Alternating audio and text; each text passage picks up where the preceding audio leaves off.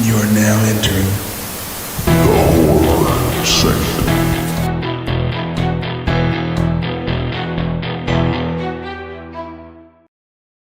Hello, and welcome back to the Horror Sanctum podcast, and happy Thanksgiving. I'm Jay with John, Kellen, and TJ, and it is officially the week of Thanksgiving, which got us thinking, there's not, I think the first Thanksgiving episode we did was Blood Rage. Yep, But there's really not a lot of Thanksgiving horror films. Like there's maybe like 13, but none of them are like straight up, like Poltergeist from Trauma. It's not necessarily a Thanksgiving film, but we'll watch it for Thanksgiving. But then enter Eli Roth, who said, "Hold my beer," and gave us a Thanksgiving slasher entitled Thanksgiving. So there's no confusion. It's based on his fictitious trailer from 2007's Grindhouse flick.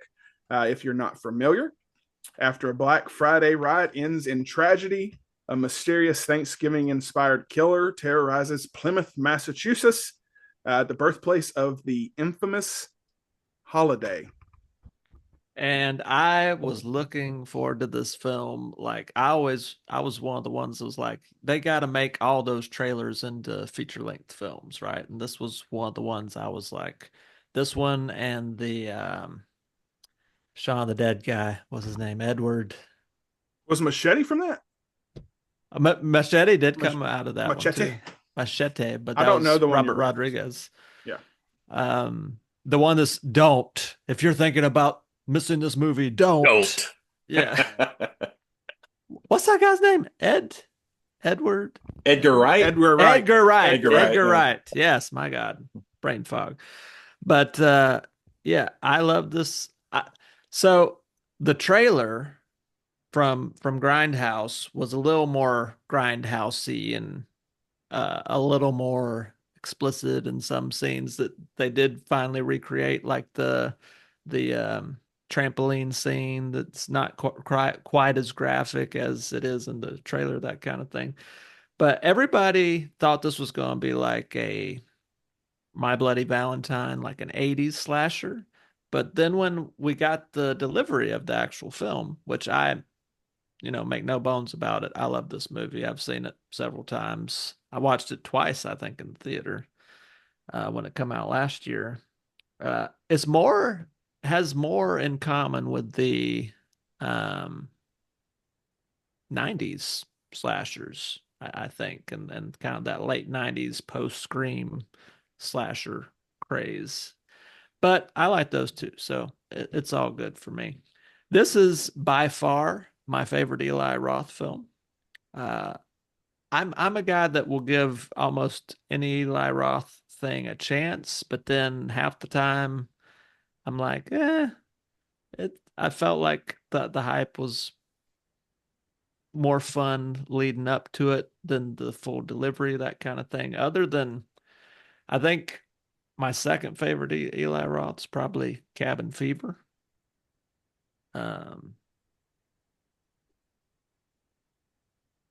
What do you guys think? You can't pause and Google Eli Roth movies while you're talking.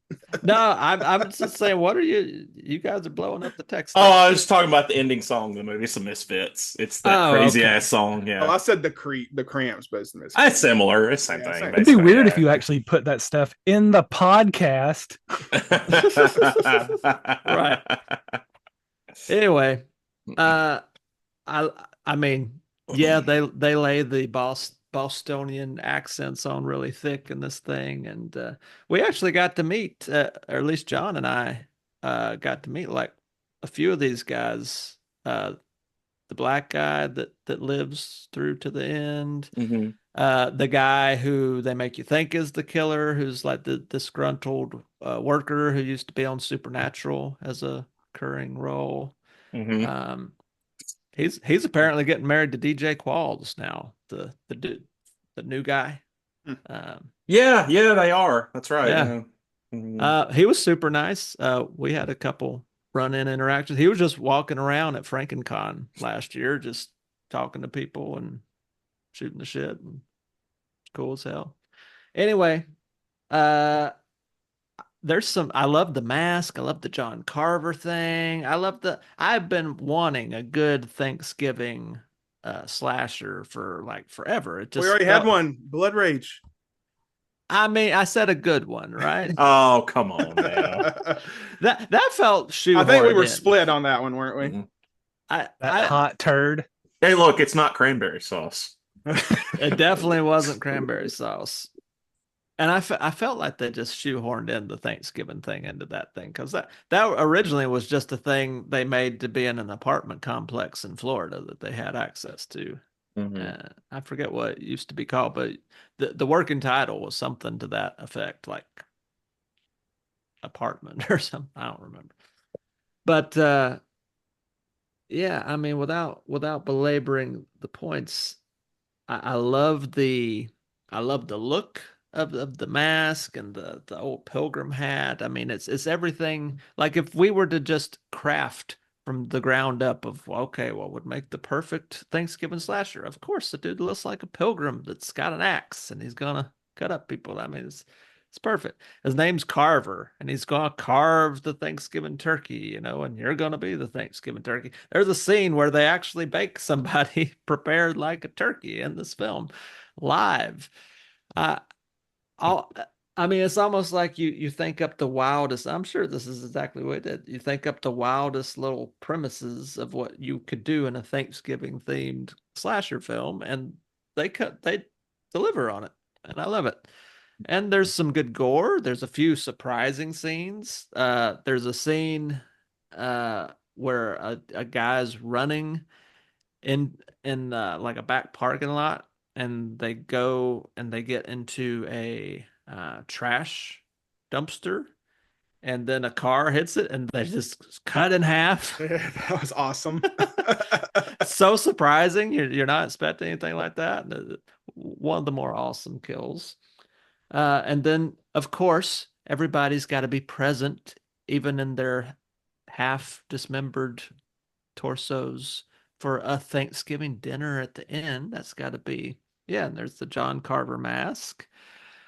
I just love everything about this film. And then you got the concept that the John Carver mask is a common thing. They're celebrating this is a folk hero in this town, and so the mask is everywhere. So it's got a little bit of that mystery, who is the killer type thing, which really owes a lot of debt to the early slasher films, which were more whodunit type things before they just become, we always know who the killer is from the get. And I really like that concept that anybody can be the killer. I think a lot of what has made the Scream franchise survive all these multiple decades now is that kind of whodunit piece. They're really the last vestige of a slasher series that still continues that whodunit kind of piece to it. And so it was nice and refreshing to get that. I always like that element of mystery. But yeah, this was uh in some ways I think the most mainstream Eli Roth film that he's made that can kind of play across a lot of audiences. You're It's talking about got a few. horror, right? Because Borderlands, I think, would probably do that, even though it was garbage. Yeah, maybe. Not the Green Maybe. Inferno. No, Green Inferno is definitely not for I would say everybody. this and And Hostel's like his most successful, Hostel, right? the first Hostel, yeah. Yeah. But that was like riding the peak of the torture porn that Saul kind of started, And he was in Knock Knock, which, if you listen to our 100th episode, is a remake of John's most hated episode we've done so far. Death Game. Mm. Yeah. Yep. But yeah, I don't have really very much bad to say about this other than if it were my preference, I would have wanted it to be more of like an 80s slasher, like a My Bloody Valentine, than a 90s slasher. But I feel like they just didn't want to go through all the extra post process that would, like they did in Grindhouse, where you got to kind of make it look like shitty and old and 80s ish with the pops and the stuff, and more grindhousey. That I felt like that was a gimmick, and it didn't really play out that well. Grindhouse, as it was released as a double feature, was not very successful.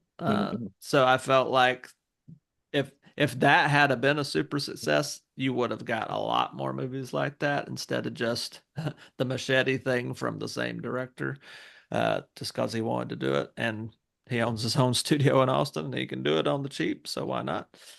I actually love both those Machete movies. But other than that, man, yeah, I love it. I love that they leave the door open for a sequel. I know everybody said like, "Oh, we perfectly knew who the killer was." I was the dumbass that like didn't see it coming, and I was actually surprised the first time. Like, oh, he's the guy. Okay, but maybe I'm dumb. What do you guys think? I wouldn't say dumb. I think it was, I think for the most part, he was top three of my suspects the entire time. Spoilers. Dempsey, yeah. Mick Stabby. Yeah, I wasn't a fan of this movie. So anyway, it has aspects. I'll start there. Don't worry, John, I'm not gonna shit on this film. It's not terrible. It has aspects. It feels done. Like it didn't feel like the only thing it brought new was the kills. It didn't really do anything special, if that makes sense. Other than the kills. And to be fair, some of those kills are horrific. Like just like the getting roasted alive has to be just such a horrible way to die. At least the guy in the truck, granted his kids are going to be horrified, but when he gets the mask through his face, I mean, he was gone then. That was out. They didn't have to worry about feeling the heat rise and every surface start to become hot. And then just, I mean, you even in the summer, you get hot in the summer and you're miserable. So I can't even imagine if you just kept getting hotter. The trampoline thing was a little underwhelming. I mean, they built it up for her to do the splits. I know that would be, gratuitous for gratuity's sake, but it's also what you're expecting when she's doing the splits, jumping on the trampoline. You're expecting her to do the splits and fall on something. The guy's head getting snapped around, it's always been a fear of mine. Somebody's just gonna walk up and be like, I'm just gonna be staring at my own butt as I pass into oblivion. But again, it feels done, and I don't know if maybe that's just me. I don't know if it's just that the slasher genre has been almost tapped out, and I feel kind of like John at some things that he's mentioned about other movies, specifically like the religious films. It just feels like we've reached the apex and everything is just downhill at this point, and it's disappointing for this film because it's right there at being something special. Like TJ mentioned, the mask is great. I love the mask. I love the look of the killer. This, unassuming pilgrim. He kind of looked like the guy from the Brad Pitt movie on the train. Bullet Train? Yeah, the guy with the goatee. He punches his way through the front of the train. I can't remember that actor's name. He's been in a lot of things, but the mask at one point, and I was like, oh, that kind of looks like that guy. But it's sometimes a mask being more unassuming, it is better. I mean, you can go back to, Friday the 13th, it's a hockey mask. It's a burlap sack. Michael Myers is a painted, William Shatner mask. I mean, it's not anything horrifying. Even the mask they used in Behind the Mask, just a very simple, sometimes simple is better. And that works in this film. His look is very clean. It's not over the top. Strangers, clear one on that one. Strangers, their masks were so simple. The first Purge movie. Yeah. I agree with that sentiment. I think less is more sometimes, for sure. Yeah, it was a violent nature. That's why my biggest takeaways was it was just too much. They did try to do too much with the mask, the big thing. So the mask is great. His look is great. The brutality of him, which brings me to how, like, you're the sheriff of a town. How do you snap so far in your head because the woman you love dies that you result to that level of And unborn violence. child. And unborn child. Still, though, like I have can I have an understand- answer. I have an answer for this, but I'm not gonna say it yet. I mean, I can understand killing the people, but to do it in such a brutal fashion, especially some of the people who aren't gonna know why they died. Like if you're going for revenge, part of the revenge is letting the people that you kill know why that they're being killed, so that they die with that knowledge. But the diner lady, the cafe lady, the one that gets cut in half by the dumpster, um, the security guard that he kills with the turkey carving knife and then decapitates, which was super badass looking. The neck snap on the guy, the cheerleader on the trampoline. The girl, I mean, up to that point, I don't think nobody knew. So, what did you really fulfill your revenge plot without letting people know? I also was underwhelmed by the reveal. Like TJ, I didn't really know because I don't go into movies trying to sleuth them out. I just go to watch. Sometimes something becomes obvious. Like The Sixth Sense, I knew 2 minutes into the movie that Haley Joel Osment was a great actor. And then but like I don't go in trying to determine what the climax is going to be. I want to get brought there, and that's movies for me is the entertainment. And I feel like I'm not being quite as entertained if I'm spending my time trying to solve a mystery. I'm not Scooby-Doo and the gang. So I didn't see Patrick Dempsey coming up until it got into the police station, and then that's an obvious setup for the reveal. I wish it had been more that he revealed himself as opposed to her figuring it out from something so simple as his shoes. It just felt underwhelming. It felt like they built up to like, who is the killer, only to be like, oh, it's this cop in his orthopedic shoes. So that was kind of disappointing to me. I also kind of hated that he was just revealed.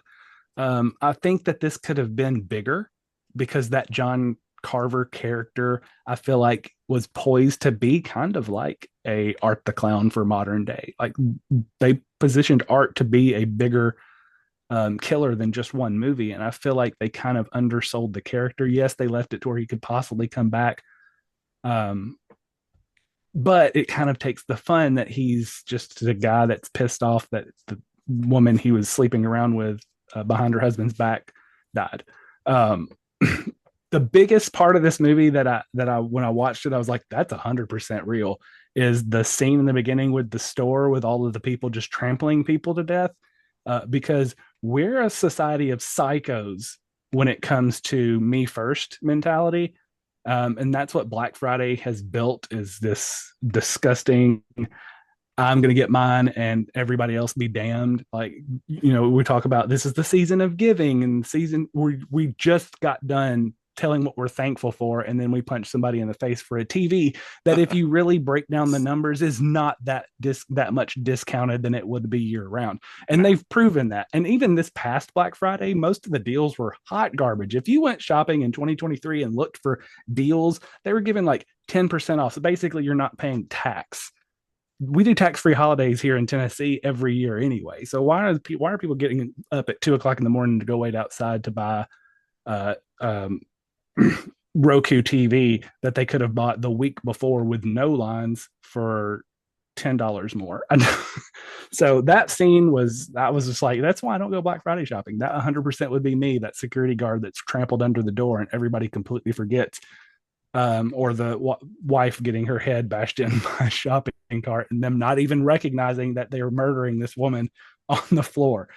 Because that's it. We're a selfish society full of assholes. And, that's just, it is what it is. That's, America 2024. I digress. I love Eli Roth. Anything I've seen him act in, he's been good. I enjoyed the Hostel movies. I think I'm burnt out now at the whole torture porn genre. I feel like this was kind of like a play on Saw minus the puzzles. It was just, let's find a way to brutalize these people and then have the big reveal that it was somebody who was wronged. Green Inferno. I've seen Green Inferno several times. Don't ask me why. I hate Abigail, I loved Green Inferno. I would give Green Inferno like a 3.5, 4, which is, I guess that shows who I am as a person. That's the most Kellen. That's the most Kellen thing you've ever said. I'm watching people getting eaten, and I'm like, this is so good. maybe I just I want to see the world burn. Anyway, my biggest gripe with some of the writing in this movie, why would you put everybody that John Carver is trying to murder in a car together? Your plan to draw him out and capture him is to put everybody he wants in one spot, wrapped up in a bow, easy for him to take away. Especially at a parade. We've seen it in other movies. I Know What You Did Last Summer. That's the best place for mass hysteria, or to get away with a murder where nobody's going to know that it's happening because they're not going to hear the screams over the screams of the parade. It killed Sarah Michelle Gellar, and obviously it almost led to this family, or this group of people dying, because they were just like, I hope John Carver doesn't take the vehicle that they're all crammed into the back seat, which he obviously does. The scene where they bring her out and they roasted her, that whole scene is probably the best scene in the movie, just for the cringe factor, where they're sitting around and he puts the corkscrew in the girl's neck and gets acts like it's a tap for wine. Which I guess if you're Christian, the blood of Christ is wine, what they take for communion. So I mean, it's not that far off. Sorry, Jesus. And he actually carves a part of her leg off.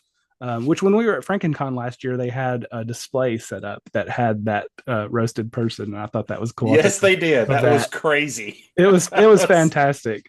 But I mean, just to have, like, I thought that should have been a better climax. I don't feel like the movie should have gone beyond that, where she ends up in the police station, and that to me was kind of a letdown. You get to the climax and you, oh no, we didn't need a false climax. We could have just had it in there. But I don't hate this movie.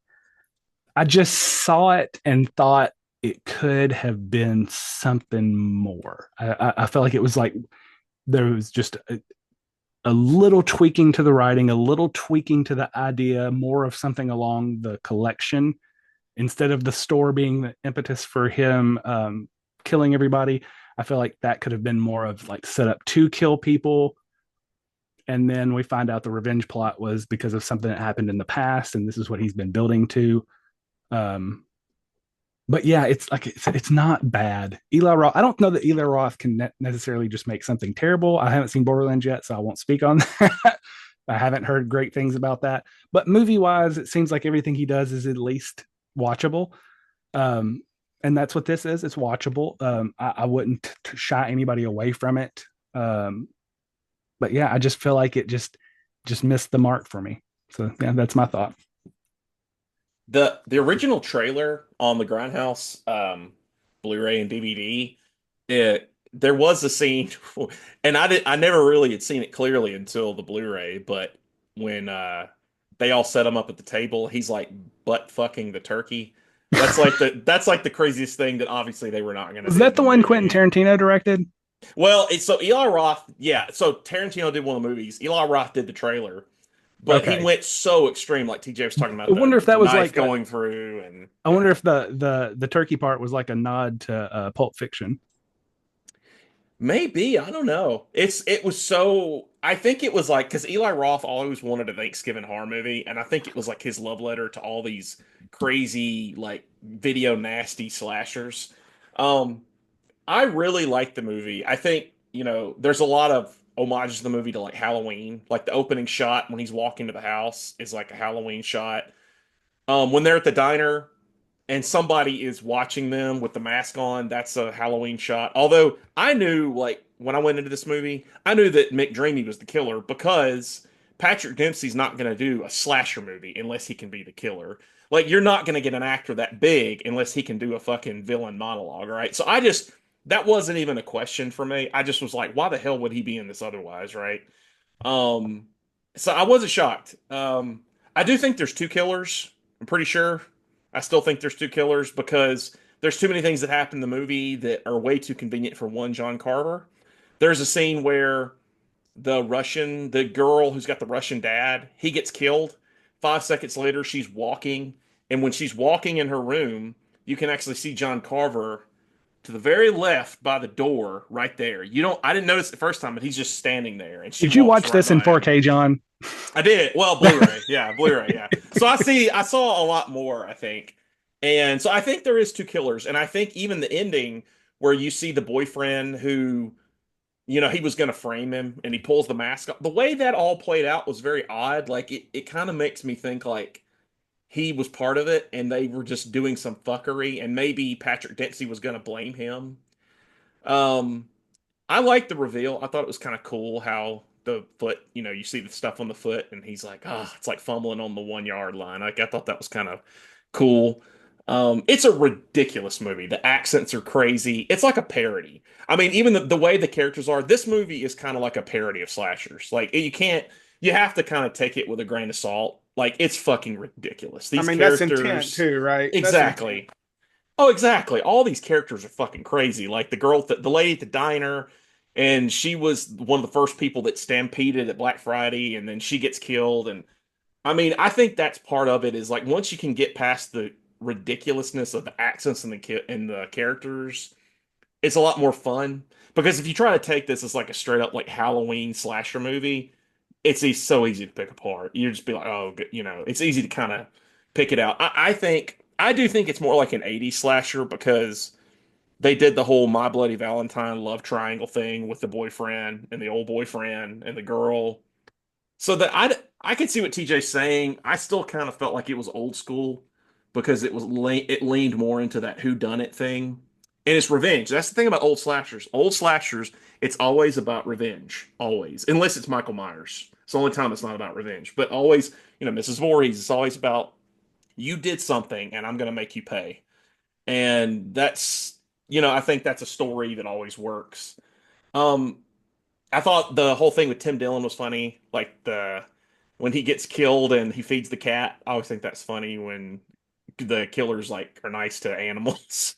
I thought that was cute. Some of Didn't the he things, yell? Didn't he yell? I'm a security guard. Like, yes, that's gonna scare.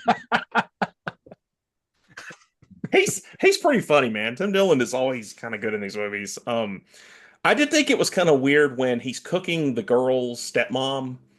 And so I thought this was really odd. He's got the mask, he sits it on the thing for some reason, then he puts it on. And first off, like that would burn your face. Second off, like why did he do that? Why did he burn the mask? Like, I didn't understand. Was it just to look cool? Like that was Only one to part swap to a perfectly clean mask later.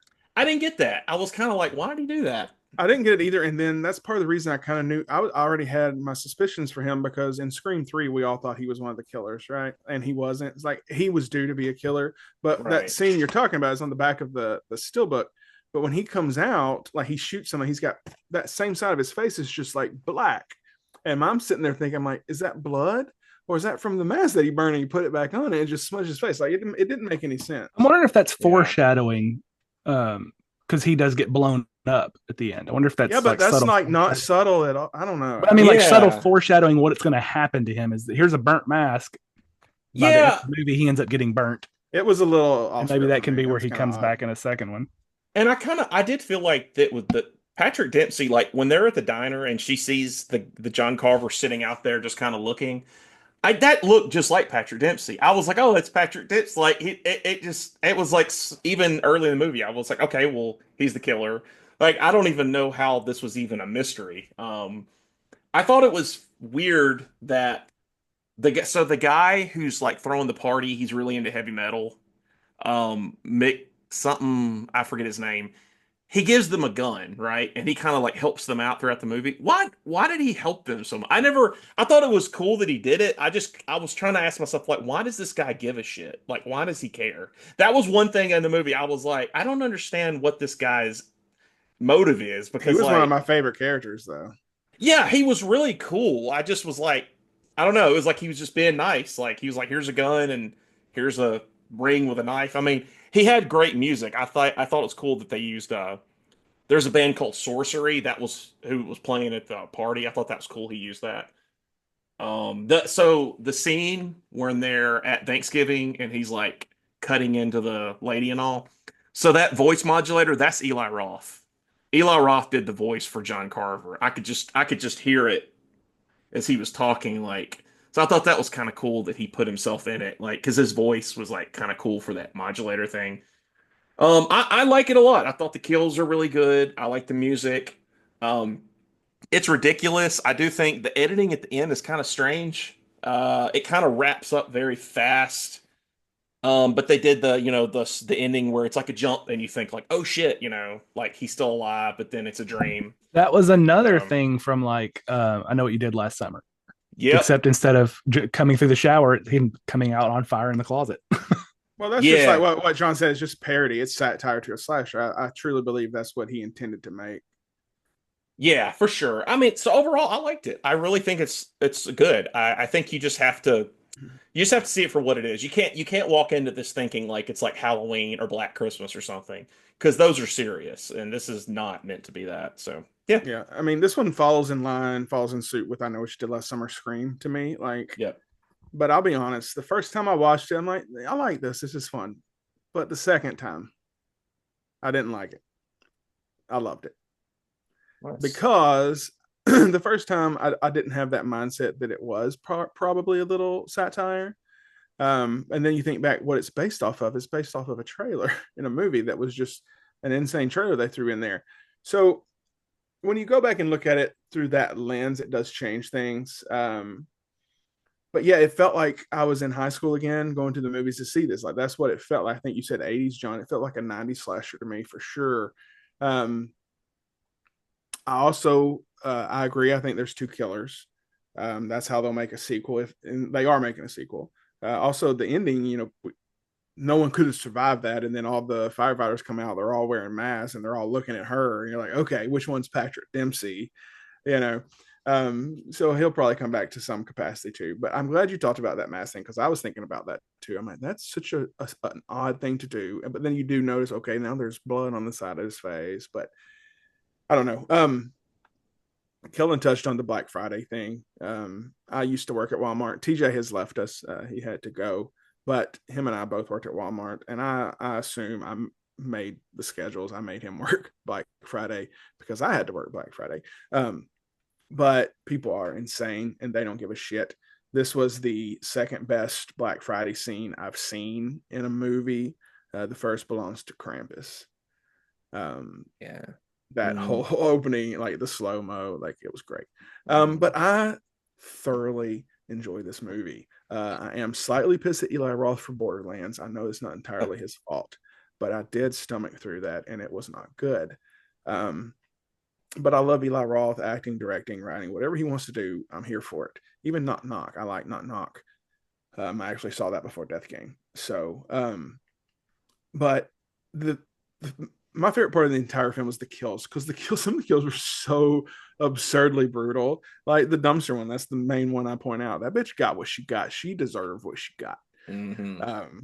All of them did. All those little shits did. But this is hard to quantify. Yeah. But this movie felt like home, and I don't know how to necessarily explain that. But when I watched it again, I'm just like, this just feels like I'm supposed to be here watching this movie. Like this is a movie I'm going to watch every year in November. It's just that nostalgia feel for when we we used to go to theaters with our friends in the 2000s and 90s and watch these slashers. It just felt like that. It brought me back to that time, and it made me feel all warm and fuzzy inside. Other than that, I think we've touched on everything else. We'll go around, give our rankings, and we'll close up shop. Like I said, TJ left us, RIP. So he texted me his ranking. He gave it a 4. Yes. I also gave it a 4. Kellen? You said that you watched it the second time and loved it, and that was the exact opposite for me. I remember I was watching it and I was like, "Oh, I shouldn't have watched it again." Because the first time I watched it, I like in my head, I was like, That was really fun. I'm excited to watch it again. And I was like, oh no. Was it because you felt more like you were studying it instead of just watching it and having a good time? Maybe. Like, I'm gonna have to it talk was- about this. This is dumb. Maybe because I was watching it more Show everybody your festive shirt. intently. Oh yeah. I actually got this in Plymouth, Massachusetts. So Humble brag. at Plymouth Rock. So I bought it from a pilgrim. Jet Just setting kidding. A very nice Boston man. I'm assuming he was at least had to be close from Boston by his accent. And he tried to sell me some baked beans. No, I'm kidding. Also, if you ever go to Plymouth Rock, it is very underwhelming. I don't want to undersell it to anybody. The thing that's around it is really cool, but then you walk up and it's literally just like it's like a 4-foot wide rock. It's which was this movie to me, underwhelming. So I give it a 2.5. Shame. Plymouth Rock or Thanksgiving? That's why I said this movie. I give this movie I a was hoping that was 2.5. low. All right, John. Hey, I always rate low. This is true. That's a good rating for me. So the one thing that kind of agitated me is, and I brought this up earlier on, I know we talked about the deleted scenes. There's one deleted scene in this movie, and it involves Patrick Dempsey going to Mitch's house, the guy who owned the store. His wife died, Patrick Dempsey's lover, and they're talking, and it was like, honestly, it's like the best scene they recorded for this movie. It is like, the acting is great. It's awesome. It gives like, I watched it and I thought like, why the fuck did you take this scene out of this movie? Like, I'm not even kidding. It's like 5 minutes, but I was like, they really should have kept that in there. Other than that, I really like it. I think it's really good. I kind of go in between a 3.5 and a 4, but you know what? It's just a lot of fun, and I really like it, so I'm gonna go with the 4. And To be fair, yelling. to Patrick Dempsey, Gina Gershon in her heyday, I would definitely have murdered some people if I was in love with her and she got taken from This me. is true. That put us at a 3.6, something like that. We'll call it a 4. 3 4s and a 2.5. You can guess who the 2.5 was if you just now are tuning in. All right. Before I close up shop, and one of us has dropped out, but quickly, what is a 2024 horror film that you're thankful for this year? Maxine. Oh, Maxine. What'd you say, Killen? I don't know. Terrifier 3. Oh yeah, yeah. You know, Mine's Late Night with the Devil. Oh, nice. Very cool. Can I go back because I actually bought that steelbook because it's gorgeous. So. It is gorgeous, and I really enjoyed that. If TJ was here, he would say Terrifier 3. I will speak for him on this Thanksgiving week. All right. Thanks for tuning in. That's it for this episode. Be sure to subscribe to our YouTube to wherever you're listening to this podcast. Follow us on Instagram. Follow us on TikTok. And join our group on what's the other one? Facebook. And come back next week for Facebook has become the MySpace. It's the other one. I know, the other one. Come back next week for our Bria Grant interview, which we really just recorded before this one. It's a lot of fun. Excited for you to hear that. So, all right, sign off. I'm Jay with John, Kellen, no TJ. And until next time, gobble, gobble.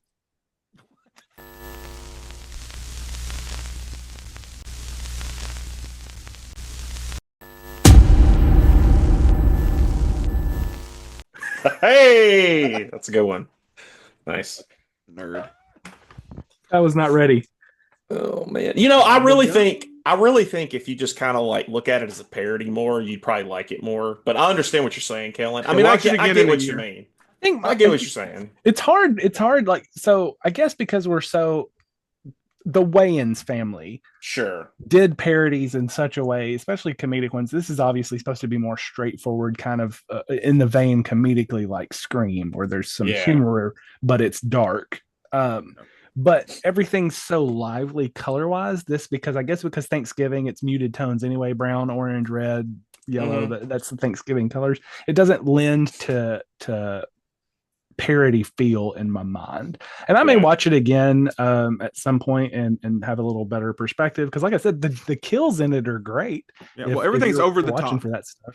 Yeah. Everything's over the top and dramatic. That's where I think that parody comes in. Well, and yeah, Mhm. and I guess because I am watching it to analyze it, that's why probably a lot of my ratings are lower than they probably would be if I was just watching it to have fun. For our Because 100, our 200th episode, it's Kellen retrospective, where we go back, make you watch every movie again. Well, and those fucking accents. Oh my Yeah, god, Patrick those Dempsey accents was were like- crazy. Yeah. Oh god. But the part where she's being roasted alive, he jabs a turkey timer in Oh her. yeah. And my thought was, and this is again because I'm watching it to analyze and I'm being a dick and I'm being super petty about stuff. When it pops out, I'm like, she just died. There's no way she's already brought to temp. Right, yeah. She's like, I mean, I think it's like a little over 106 degrees. Your brain starts to die. You go to 107 internal, and you would die from heat stroke, basically. So there's no way she's 350 internal. I'm sorry. Nothing against Eli Roth, but do your research next Someone's time. getting salmonella. Can you get that from human flesh? You know how those work? I think it's just glue that's designed to melt at a certain temperature. Really? Yeah, and they stick it in Oh. the turkey. So once that turkey reaches that specific temperature, it melts the glue, and there's a spring-loaded little plunger, and it just pops up. The more you know. Can we put the more you know graphic across the Dun, dun, dun. That's And I funny, don't man. know. And Jay, this is a sidebar, a side topic. I do not understand your hate for designing women. That was a delightful show. Oh, I was high. I just wanted to call you gay. I wanted to call TJ gay, and then you came to his defense. It was an okay show. I just don't. I honestly, Yeah. it's one of those things where obviously I saw it because Yeah. how old I am, but I couldn't. I mean, it was like Golden Girls, but like if everybody was sassy, like Dorothy and Sophia. I mean, you even have like your own, what was Betty White's character? Rose. You even have your own Rose in there. But Yeah. that was such. I remember Designing Women, Golden Girls, and then I don't know. Do y'all remember Empty Nest? Oh yeah, yeah. I loved that show. I can still That see was him walking on the beach with his we were dog. watching. We just started. So she tapped out on Brooklyn Nine-Nine after 3 seasons.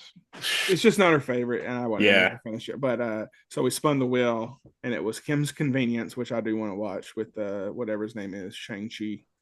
Oh yeah, okay, yeah. But we watched the trailer, and she wasn't excited, so it was fun. So we're watching Young Sheldon, and his grandmother, his Meemaw, is Janine from Ghostbusters. Oh, nice. Where that all came from. I could not get into Young Sheldon. I never saw it yet. It's fine. I don't like, and this is just a thing. Like, I don't like that his dad was a character in Big Bang Theory. It was, Was he? It was what's his name's Bully. Oh yeah, that's right. I hate that. I hate that. But that's just just.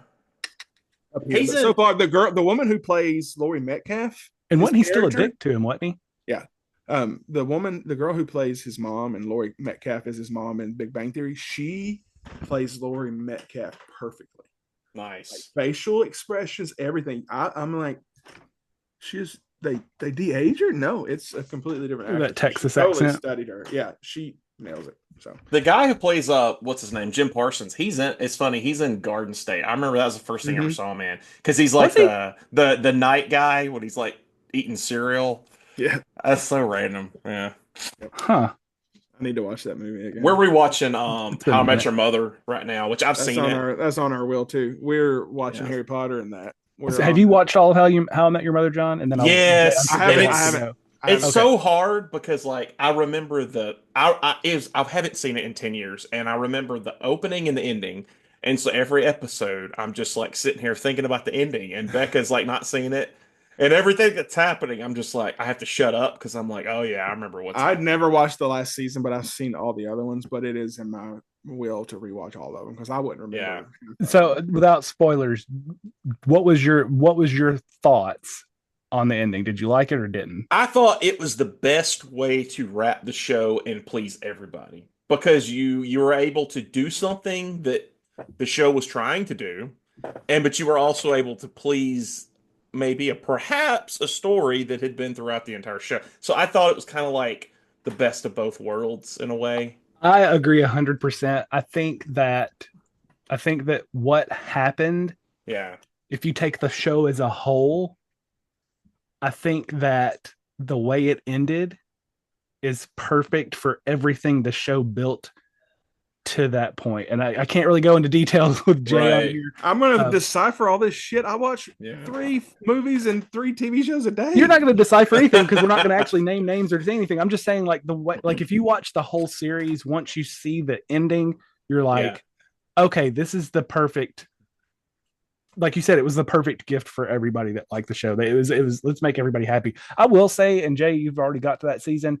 That hit Marshall's dad dying. That episode is one of the most gut wrenching. Oh, I forgot that. series. Oh, fuck, man. I forgot all about that. I put that Yeah. up there with Scrubs. Brendan Fraser and Scrubs. And Fry's dog and Futurama. Yeah, Those are like my big 3. yeah. Yeah. When what was his name on Coach? No, I don't fucking. Dauber. God. When Dauber When Dauber died on my How I Met Your Mother spoilers, I was gutted. And it the way was they built up Dauber. to Oh it. my God, you're right. His dad is Dauber. I totally, dude. I forgot all this. We're only on season 2. I just Well, forgot. spoilers. Well, it's like it's like you binge something and it just goes in the back of your mind. That Yeah, happens to Seinfeld me for all me. the time. Yeah. All You right, just I gotta forget. go eat dinner, guys. This has been fun. 2 fucking hours. Stuff. All right, Hi, see you guys. TJ.